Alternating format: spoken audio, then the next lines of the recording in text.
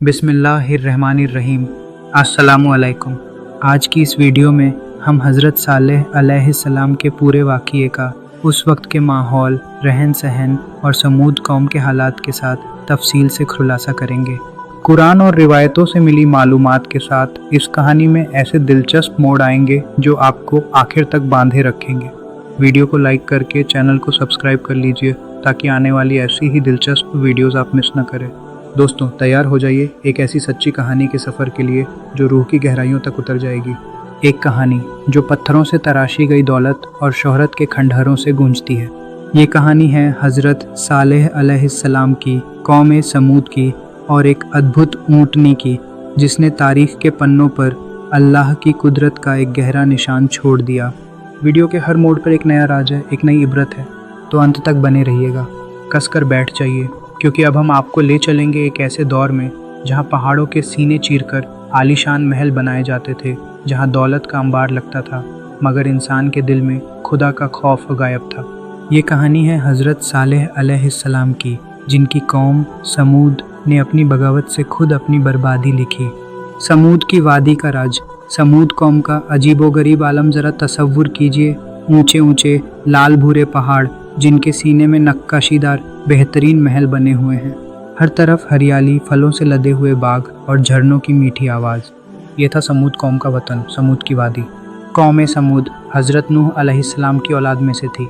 अल्लाह ने उन्हें हिज्र नाम की एक वादी में बसाया था जो आजकल मदाइन सालेह के नाम से जानी जाती है। चारों तरफ ऊंचे ऊंचे लाल रंग के पहाड़ जिनके सीने को चीरकर समूद के लोग अद्भुत महल और घर बनाते थे। कुरान में अल्लाह ताला फरमाता है, और याद करो समूद वालों को जब उनसे कहा गया था कि कुछ समय तक दुनिया के मज़े उड़ा लो। कुरान सूरह अश्शुरा आयत 148। क्या तुम बेफिक्री के साथ ऊंची ऊंची इमारतों में रहते हो? कुरान सूरह अश्शुरा आयत 149। हज़रत नूह अलैहिस्सलाम के बाद जैसे अल्लाह ने दुनिया को फिर से आबाद किया, समूद कौम को भी बेशुमार नेमतें दी। ये लोग पत्थरों के उस्ताद थे जिनकी हुनरमंदी देखकर दुनिया दंग रह जाती। उनके पास हरे भरे बाग, रसीले फल और झरने थे। इतनी नेमतों के बावजूद वो अल्लाह को भूल गए और बुतों की पूजा में लग गए। शुरू में तो वो तौहीद पर थे, लेकिन धीरे धीरे शिर्क में डूब गए। गुरूर और तकब्बुर ने उनके दिलों पर कब्जा कर लिया। वो अपने हुनर और दौलत पर इतराने लगे मानो ये सब उन्होंने खुद कमाया हो। जुल्म और सरकशी आम हो गई, गरीबों का हक मारा जाता। एक नबी का आना, हज़रत सालेह अलैहिस्सलाम की चेतावनी। ऐसे दौर में अल्लाह ने हज़रत सालेह अलैहिस्सलाम को उनकी हिदायत के लिए भेजा। हज़रत सालेह उन्हीं की कौम से थे और अपनी अक्लमंदी और नेकी के लिए मशहूर थे।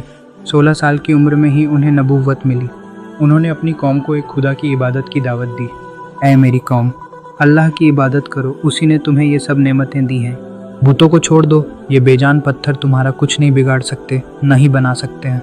उन्होंने अपनी कौम को प्यार से समझाया, ऐ मेरी कौम, अल्लाह की इबादत करो, उसके सिवा तुम्हारा कोई माबूद नहीं। उसने तुम्हें ज़मीन में बसाया और तुम्हें इसमें आबाद किया, तो उससे माफ़ी मांगो और उसकी तरफ रुजू करो। बेशक मेरा रब करीब है, दुआएं कबूल करने वाला है। कुरान सूरह हूद आयत 61।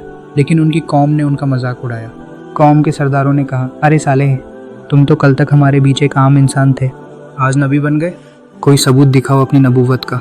कुछ ने तो उन्हें धमकाना भी शुरू कर दिया। समूद कौम के लोग एक खास पत्थर की पूजा करते थे। चैलेंज देते हुए उन्होंने कहा, अगर तुम सच में नबी हो तो इस पत्थर से एक 10 महीने की हामला ऊँटनी निकाल कर दिखाओ। ये एक नामुमकिन सी बात थी, लेकिन हज़रत सालेह अलैहिस्सलाम ने अल्लाह से दुआ की और फिर जो हुआ वो देखकर सबके होश उड़ गए। उसी पत्थर से एक विशाल खूबसूरत हामला ऊँटनी निकल आई। ये अल्लाह की कुदरत का करिश्मा था। हज़रत सालेह अलैहिस्सलाम ने कहा, ये ऊँटनी अल्लाह की निशानी है। इसका पानी पीने का एक दिन होगा और तुम्हारा एक दिन। इसके दूध से सबको रोज़ाना रिज़्क़ मिलेगा। इसको कोई नुकसान मत पहुंचाना वरना अजाब आ जाएगा। कुछ लोग ईमान ले आए, लेकिन ज़्यादातर लोगों ने इनकार कर दिया। कुछ वक्त तक समूद कौम ने ऊँटनी का ख्याल रखा। उसके दूध से बरकत मिलती थी, लेकिन शैतान ने फिर अपना काम किया। कौम के कुछ सरदारों, खास तौर पर एक नीली आँखों और लाल बालों वाले आदमी जिसका नाम कादार था, के दिल में जलन पैदा हो गई। उन्होंने ऊँटनी को मार डालने की साजिश रची। एक बदकार औरत को आगे किया गया जिसने फिर और लोगों को बहकाया। आखिरकार उन्होंने मिलकर उस बेजुबान जानवर को जो अल्लाह की निशानी थी जिब्हा कर दिया और उसके बच्चे को भी पहाड़ पर भगा दिया। फिर उन्होंने ऊँटनी का कत्ल कर डाला और अपने रब के हुक्म से सरकशी की। कुरान सूरह अल-आराफ आयत 77। और फिर हज़रत सालेह अलैहिस्सलाम ने अपनी कौम को आखिरी चेतावनी दी। तुमने हद पार कर दी है, उन्होंने कहा। अब 3 दिन बाद अजब आएगा। और फिर उन्होंने उन लोगों को जो उनकी बात मानते थे लेकर वहाँ से निकल गए।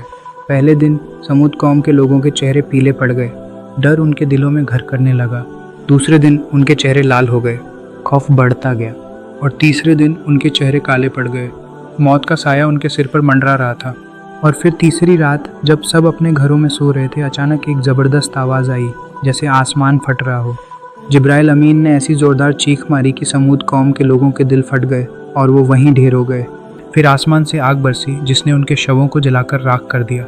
बस यही रह गया निशानी उनकी बगावत और नाफरमानी की। हज़रत सालेह अलैहिस्सलाम और उनके साथी जो वहाँ से निकल गए थे बच गए। उन्होंने अपनी आंखों से देखा कि कैसे ताकत और घमंड सब मिट्टी में मिल गया। मेरे प्यारे इस्लामी भाइयों, समूद कौम की कहानी हमें ये सबका देती है कि अल्लाह की नाफरमानी का अंजाम बहुत बुरा होता है। चाहे कितनी ही ताकत हो, कितना ही धन दौलत हो, अगर खुदा का खौफ न हो तो सब कुछ बर्बाद हो जाता है। हमें हमेशा अल्लाह का शुक्र अदा करना चाहिए और उसके हुक्मों का पालन करना चाहिए। हज़रत इब्ने उमर रज़ी अल्लाहु अन्हु से रिवायत है कि नबी करीम सल्लल्लाहु अलैहि वसल्लम ने अल हिज्र समूद की बस्ती के पास से गुजरते हुए फरमाया, जिन लोगों पर अजाब नाजिल हुआ हो उनके घरों में रोते हुए दाखिल हो। अगर रोना ना आए तो दाखिल ना हो, कहीं तुम पर भी वह अजाब ना आ जाए। सही बुखारी हदीस 433। इस कहानी से आपने क्या इबरत हासिल की, हमें कमेंट्स में बताएं। तो अगर आपको ये वीडियो पसंद आए तो इसे ज़रूर लाइक करें और अपने दोस्तों के साथ शेयर करें।